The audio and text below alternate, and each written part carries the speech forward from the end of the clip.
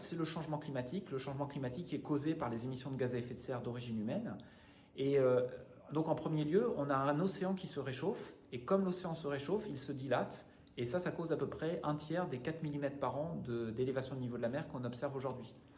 Le reste, ce sont la fonte des glaciers, les glaciers de montagne, ce sont le début de la fonte de l'Antarctique et du Groenland que l'on observe depuis le début des années 2000. Et on a une petite contribution également de l'extraction des eaux souterraines, notamment dans le sous-continent indien et puis en Californie, qui est mineure, mais qui compte quand même dans l'élévation du niveau de la mer aujourd'hui.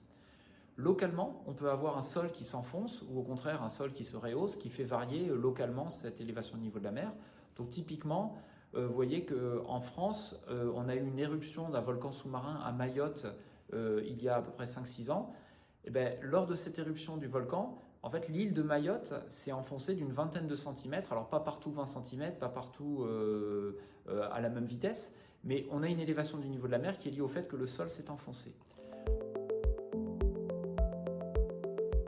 Le niveau de la mer il s'est élevé de 20 cm depuis le début du XXe siècle et aujourd'hui on commence à observer des phénomènes qu'on ne voyait pas avant.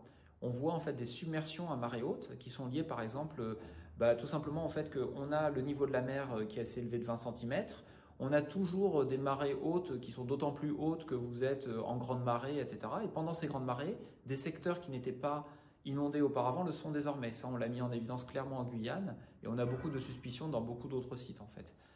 Vous avez également une aggravation des tempêtes, voilà, tout simplement parce que les tempêtes météorologiques ne sont pas changées, mais le niveau de la mer est plus haut, donc vous avez plus de chances que la submersion se produise à marée haute, parce que le niveau marin moyen est plus haut. Vous avez une aggravation de l'érosion et puis une aggravation des intrusions sualines. Donc ça, c'est les conséquences de l'élévation du niveau de la mer.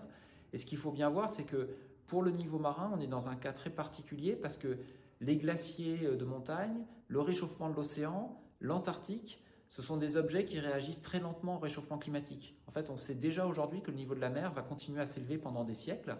On sait que ce sera très difficile de le stabiliser à des taux qui soient inférieurs à ceux d'aujourd'hui, 0,5 cm par an. Vous avez deux solutions. Soit tout est inondé, enfin toutes les zones basses sont inondées, soit vous avez protégé à des coûts extrêmement importants, comme c'est fait par exemple aux Pays-Bas, au Japon ou dans d'autres secteurs.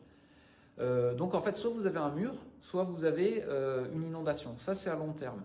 Dans la période intermédiaire, en fait, on a la possibilité d'organiser un recul planifié qui va nécessiter de racheter des terrains, mais qui va offrir une opportunité.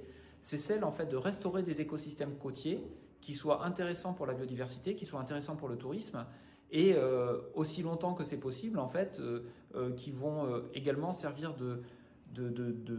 d'atténuateur pendant les tempêtes. C'est-à-dire que quand vous aurez une tempête, vous allez avoir de l'eau qui va se déverser dans ces espaces plutôt que dans les zones d'habitation.